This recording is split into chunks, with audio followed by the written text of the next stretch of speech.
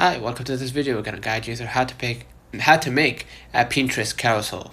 So open Pinterest, right?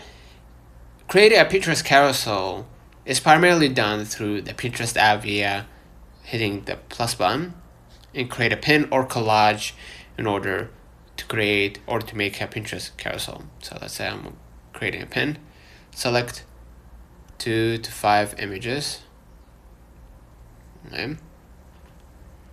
Basically, that's how you create a carousel. If you want to add a draw, stickers, audio, filters, whatever, you can just use the side panel here on the side list to add your effect, to add your preferences, basically. Alright? For organic users, these often display as swipeable cards, while advertisers use dedicated carousel ad tools, sometimes accessible on mobile. So add the title, description, link if available, right? Pick a board if you already created a board. Tag related topics to reach more audience. Tag product if you're providing service, and schedule date if you don't want to publish the day.